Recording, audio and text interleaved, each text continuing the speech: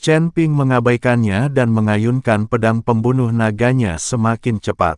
Dia diliputi amarah yang haus darah, kekuatan kacau baliknya hampir habis, dan dia juga terluka di banyak tempat. Wang Cai juga mengalami luka parah, dan kobaran api telah berkurang secara signifikan. Tepat ketika keadaan sedang kritis, teriakan perang yang memekakkan telinga tiba-tiba terdengar dari arah lembah iblis surgawil. Saudara Chen, kami sudah sampai. Raja beruang berpunggung besi memimpin sisa-sisa pasukan perlawanan ras iblis dan melancarkan serangan dahsyat. Meskipun jumlah orang kurang dari 20.000, dan semuanya terluka, momentum mereka seperti tanah longsor dan tsunami. Saudara-saudara iblis, hari ini adalah hari kita membalas dendam atas permusuhan berdarah kita. Ikuti aku dan bunuh. Raja beruang punggung besi meraung, berubah menjadi beruang hitam sepanjang 10 zang, dan menyerbu barisan musuh, menepis puluhan prajurit dewa dengan satu pukulan.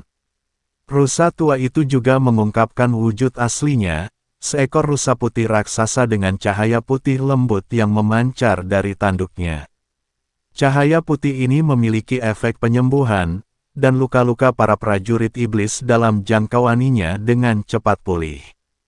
Ming Li berubah menjadi bayangan hitam, menyelinap di antara barisan musuh, setiap kemunculannya merenggut nyawa seorang jenderal dewa. Anda, Chen Ping merasakan kehangatan di hatinya, tetapi kemudian meraung, siapa yang mengizinkanmu datang? Kembali sekarang juga, Raja beruang berpunggung besi tertawa terbahak-bahak. Saudara Chen, ras iblis kita tidak memiliki tradisi meninggalkan para dermawan kita mati bersama. Ya, kita akan mati bersama. Semua prajurit iblis meraung serempak, siap mati demi tujuan mereka. Kedatangan mereka untuk sementara meredakan tekanan yang dialami Chen Ping. Namun situasinya tetap serius. Wajah penakluk iblis itu menjadi gelap, karena kau sedang mencari kematian, mari kita semua pergi bersama. Dia membuat segel tangan, dan ratusan perahu terbang di langit secara bersamaan menyala dengan cahaya keemasan yang menyilaukan.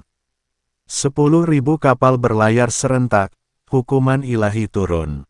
Setiap kapal terbang memancarkan sinar keemasan yang tebal, dan ratusan sinar cahaya menyatu menjadi sinar penghancur dengan diameter 100 kaki, yang menghantam Chen Ping dan pasukan iblis.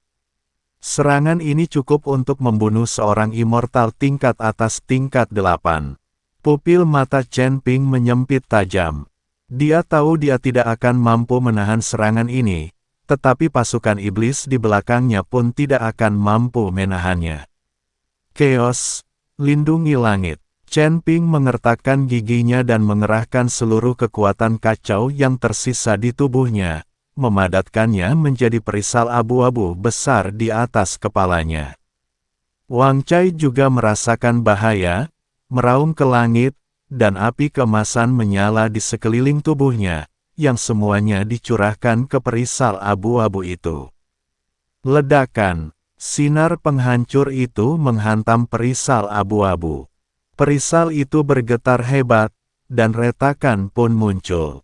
Chen Ping mengerang, darah mengalir dari 7 lubang tubuhnya, tetapi dia bertahan dengan putus asa. Saudara Chen, mata Raja beruang punggung besi memerah saat ia berusaha bergegas membantu, tetapi ia dihentikan oleh Raja Ular Perak dan Raja Elang Besi. Siapapun yang menghalangi jalanku akan mati. Raja beruang berpunggung besi mengamuk dan menyerang kedua Raja Iblis itu tanpa perhitungan. Tetua Lu mati-matian menggunakan kekuatan penyembuhannya, tetapi luka Chen Ping terlalu parah, dan retakan pada perisai abu-abu itu semakin banyak. Tepat ketika perisal itu hampir hancur, Ming Li tiba-tiba muncul di samping Chen Ping dan menekan sebuah token hitam pekat ke perisal tersebut. Ini adalah fragmen dari dekrit Raja Hantu. Aura pekat dari dunia bawah terpancar dari token itu, menyatu dengan kekuatan kekacauan, dan retakan pada perisal abu-abu itu mulai perlahan sembuh. Ming Li, kau, Chen Ping terkejut. Tuan Chen, hanya ini yang bisa saya lakukan. Wajah Ming Li pucat pasi, karena kekuatan dalam pecahan dekrit Raja Hantu itu dengan cepat menguras kekuatan hidupnya. Tunggu, sinar itu akan segera menghilang. Teriak Chen Ping. Benar saja, kekuatan pancaran penghancur itu mulai melemah. Serangan sebesar ini membutuhkan waktu bagi pesawat udara untuk mengisi daya. Ketika pancaran cahaya benar-benar menghilang, perisal abu-abu itu hancur berkeping-keping dengan suara keras. Chen Ping, Wang Kai, dan Ming Li semuanya batuk darah dan terlempar ke belakang. Tapi mereka semua selamati. Wajah penakluk iblis itu pucat pasi, dia tidak menyangka Chen Ping mampu menahan pukulan fatal ini.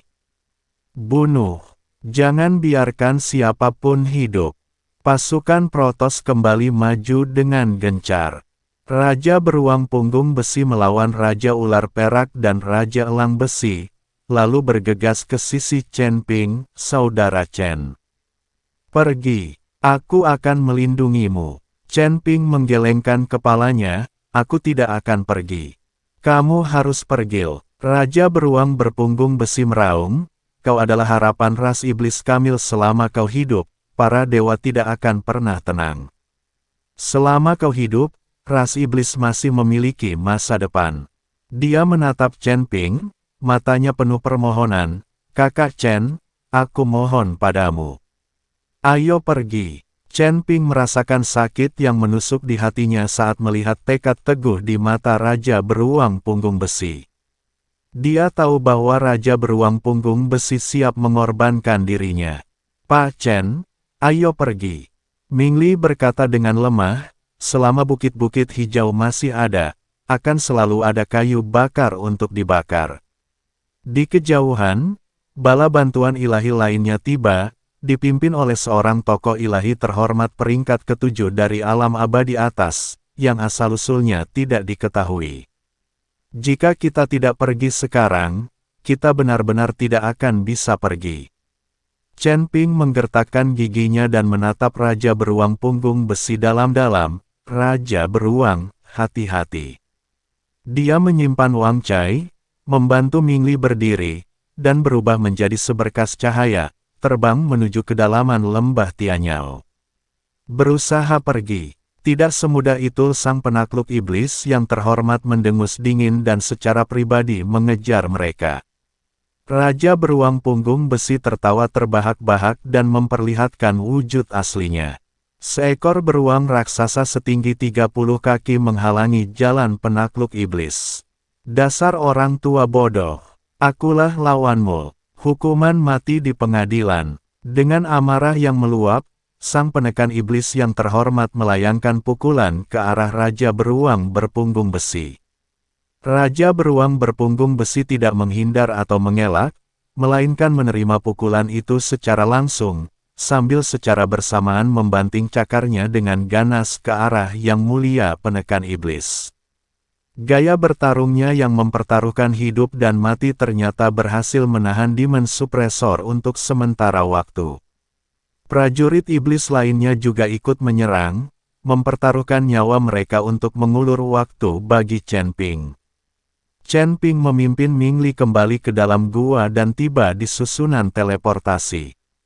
Ming Li memaksakan diri untuk mulai memperbaiki formasi, sementara Chen Ping menjaga pintu masuk gua, membunuh musuh-musuh yang mengejar.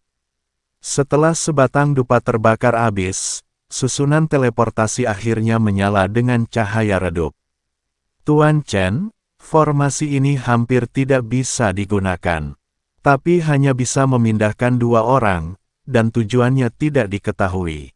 Ming Li bergegas maju. Chen Ping menoleh ke belakang dan melihat para prajurit iblis berjatuhan satu demi satu di medan perang.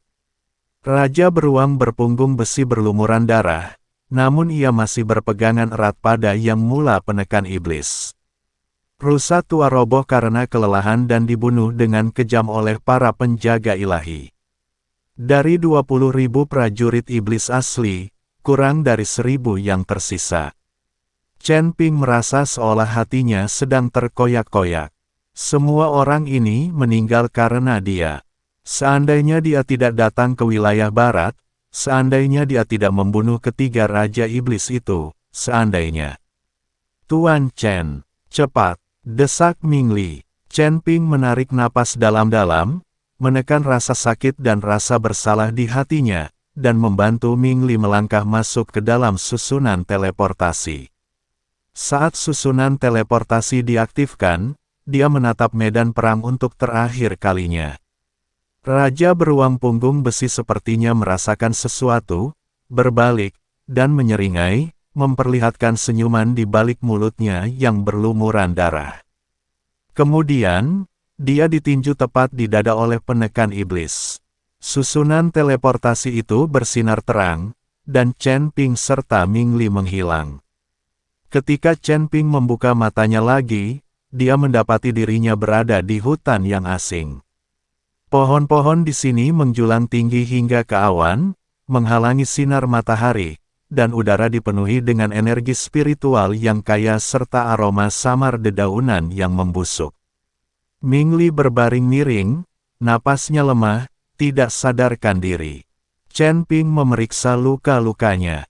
Kekuatan kekacauannya hampir habis, banyak tulang di tubuhnya patah, dan organ dalamnya rusak.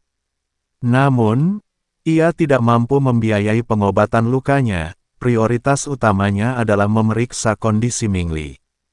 Situasi Ming Li bahkan lebih buruk, kekuatan hidupnya hampir habis, dan jiwanya juga rusak parah.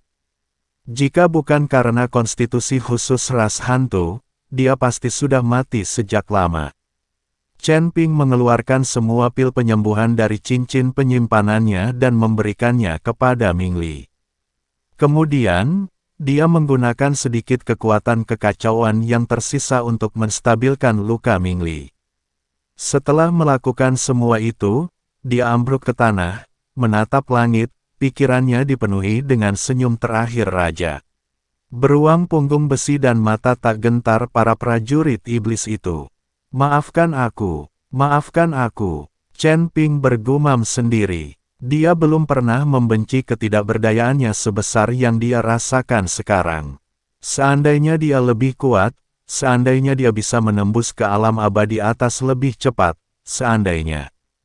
Sayangnya, tidak ada. Bagaimana jika, dalam pertempuran ini, pasukan perlawanan ras iblis hampir sepenuhnya musnah, dan tidak diketahui apakah beberapa ratus orang yang selamat dapat melarikan diri. Meskipun ia selamat, ia dibebani rasa bersalah dan kebencian yang mendalam. Ras ilahi, yang mulia penekan iblis, yang mulia agung, kobaran api yang dahsyat menyala di mata Chen Ping. Jika aku tidak membalas dendam ini, aku, Chen Ping, bersumpah aku bukan manusia. Dia duduk bersila, merawat luka-lukanya. Sementara itu, di pegunungan 10.000 iblis di wilayah barat, ratusan iblis yang tersisa yang berhasil melarikan diri, dipimpin oleh beberapa jenderal iblis, bersembunyi di alam rahasia jauh di dalam pegunungan 10.000 iblis. Mereka menghitung jumlah pria, dari 20.000 orang semula, hanya 327 yang tersisa. Semua orang terluka, mata mereka dipenuhi kesedihan dan kebencian. Raja beruang punggung besi telah mati. Rusa tua telah mati. Begitu banyak saudara telah mati. Sesosok iblis serigala muda berlutut di tanah, menangis terseduh-seduh tanpa henti. Seorang jenderal iblis berkata dengan suara berat, "Mengapa kau menangis?" Raja beruang dan saudara-saudaranya gugur melindungi Tuan Chen. Mereka gugur demi masa depan ras iblis. Kita harus terus hidup. Kita harus terus hidup dengan semangat mereka. Suatu hari nanti, kita akan kembali dan membalaskan dendam semua rekan kita yang gugur. Semua prajurit iblis menyeka air mata mereka, semangat bertarung mereka kembali menyala di mata mereka. Ya, balas dendamlah untuk Raja Beruang. Balas dendam atas semua saudara kita yang gugur. Benih kebencian telah ditaburkan dalam-dalam, hanya menunggu waktu yang tepat untuk tumbuh dan menyulut api di padang rumput. Sementara itu, saat ini, di aula hukuman ilahi wilayah tengah, Yang Mulia Agung memandang laporan pertempuran dari wilayah barat dengan ekspresi muram. Chen Ping, belarkan dia melarikan diri lagi. Sang Yang Mulia Agung berkata dengan dingin, namun, pasukan perlawanan ras iblis hampir sepenuhnya dimusnahkan, yang dapat dianggap sebagai pemotongan salah satu lengannya. Dia berpikir sejenak, lalu memerintahkan, sampaikan perintah untuk mengintensifkan perburuan. Chen Ping telah melarikan diri dengan luka serius dan pasti akan mencari tempat untuk memulihkan diri. Perintahkan seluruh pasukan untuk menyelidiki secara menyeluruh para kultivator asing, terutama mereka yang terluka parah dan tingkat kultivasinya berada di antara alam dewa surgawi dan alam dewa atas. Selain itu, kirim seseorang untuk menyelidiki titik akhir dari susunan teleportasi itu. Susunan teleportasi klan hantu. Sepertinya masih banyak rahasia tentang 13 surga yang belum kita ketahui. Mata Yang Mulia Agung berkilat dengan cahaya dingin. Chen Ping, kemanapun kau melarikan diri, aku akan menemukanmu.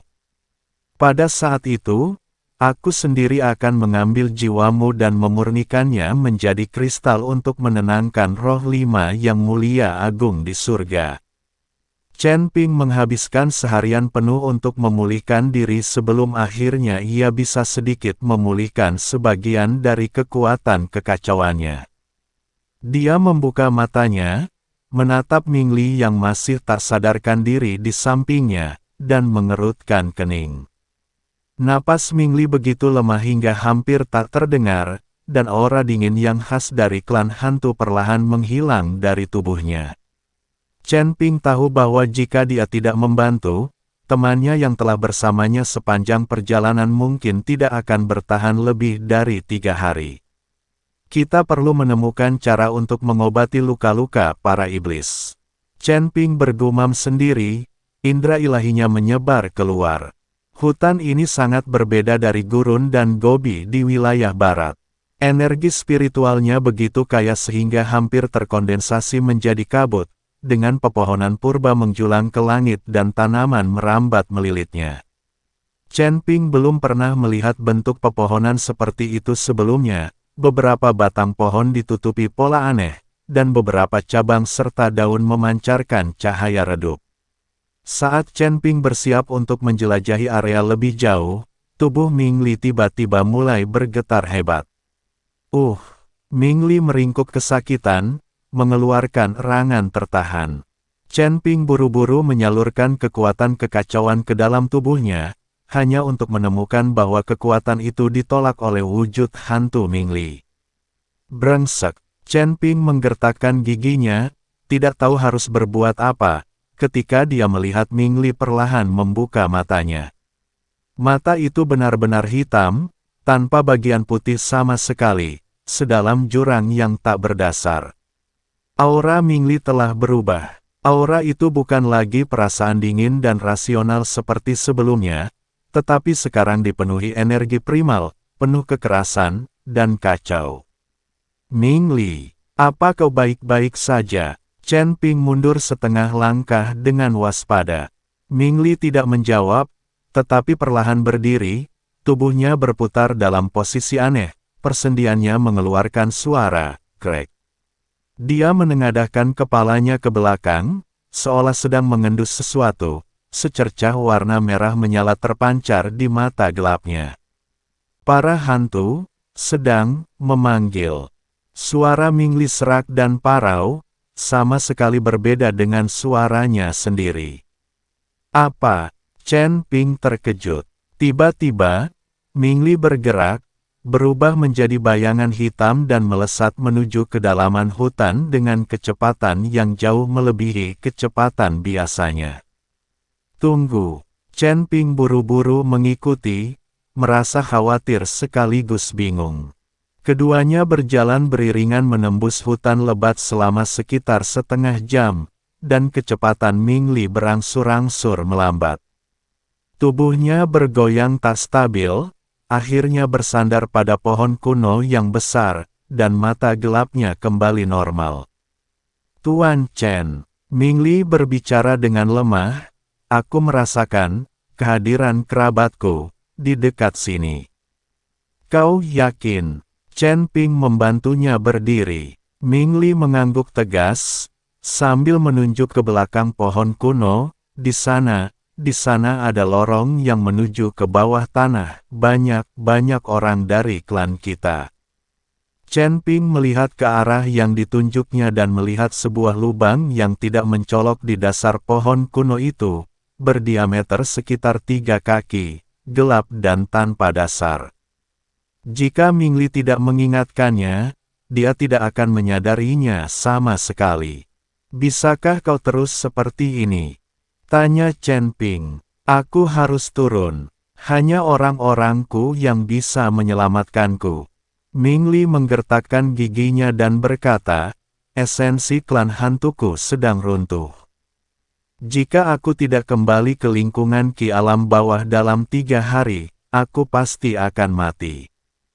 Tanpa ragu-ragu lagi, Chen Ping mengangkat Mingli ke punggungnya. Tubuhnya diselimuti perisai cahaya abu-abu, dan melompat ke pintu masuk gua. Pintu masuknya awalnya sempit, tetapi setelah menuruni beberapa puluh kaki, tiba-tiba terbuka, membentuk terowongan alami yang miring ke bawah. Dinding terowongan itu ditutupi lumut yang memancarkan cahaya redup, sehingga menyulitkan untuk melihat jalan dengan jelas. Semakin dalam Anda masuk, semakin pekat aura gaib di udara. Chen Ping bisa merasakan napas Mingli perlahan menjadi teratur di punggungnya, yang jelas bermanfaat baginya. Setelah menuruni jarak sekitar 2000 zang, sebuah persimpangan jalan muncul di depan. Ketiga terowongan itu mengarah ke arah yang berbeda, dan setiap pintu masuk terowongan diukir dengan rune yang berbeda. Yang di sebelah kiri, memiliki lambang klan. Mingli menunjuk ke sebuah tanda yang tidak mencolok di pintu masuk terowongan sebelah kiri, yang berupa gambar monster berkepala 3 dan berlengan 6, mirip dengan patung yang pernah mereka lihat di kuil klan hantu di pegunungan Dewa Pemakaman. Chen Ping melangkah masuk ke terowongan sebelah kiri tanpa ragu-ragu. Terowongan ini menunjukkan tanda-tanda campur tangan manusia yang lebih jelas daripada terowongan sebelumnya. Dindingnya telah dipoles halus dan rata, dan setiap 100 langkah terdapat lampu biru pucat yang melayang di udara, memancarkan cahaya dingin. Setelah berjalan selama kurang lebih waktu yang dibutuhkan sebatang dupa untuk terbakar, akhirnya cahaya muncul di depan. Saat keduanya keluar dari terowongan, pemandangan di hadapan mereka membuat Chen Ping tersentak kaget. Ini adalah ruang bawah tanah yang luas, menjulang tinggi dan tak terbatas. Kristal-kristal bercahaya yang tak terhitung jumlahnya tertanam di langit-langit gua, menerangi seluruh dunia bawah tanah seperti langit berbintang. Di permukaan tanah, bangunan-bangunan dengan bentuk unik tersebar secara terorganisir dengan baik. Bangunan-bangunan ini sebagian besar terbuat dari batu hitam, dengan gaya yang garang dan menyeramkan, menampilkan menara, kepala binatang, dan ornamen tulang di mana-mana. Jalanan dipenuhi sosok-sosok samar, banyak di antaranya bergerak ke sana kemari, tetapi mereka terlalu jauh untuk dilihat dengan jelas. Ini, kota bawah tanah klan hantu. Gumam Chen Ping. Mingli gemetar karena kegembiraan, benar sekali, ini adalah gaya arsitektur dunia bawah tanah yang unik dari klan hantu, bangsaku, mereka masih hidup. Tepat saat itu, sesuatu yang tak terduga terjadi. Puluhan rantai hitam, yang dipenuhi rune, tiba-tiba melesat keluar dari bayangan di sekitarnya, bergerak secepat kilat, langsung menuju ke arah Chen Ping dan Ming Li. Chen Ping bereaksi sangat cepat, langsung menghunus pedang pembunuh naganya dan menebas rantai-rantai itu. Namun, rantai-rantai ini sangat aneh. Ketika pedang pembunuh naga menghantamnya, pedang itu menghasilkan bunyi dentingan logam, hanya menimbulkan percikan api kecil, dan tidak dapat diputus. Oh tidak, ini adalah rantai pengunci jiwa dunia bawah. Ming Li berseru kaget. Begitu kata-kata itu keluar dari mulutnya, rantai langsung melilit tubuh mereka. Chen Ping merasakan kekuatan dingin merasuki tubuhnya, dan aliran energinya yang kacau menjadi lambat.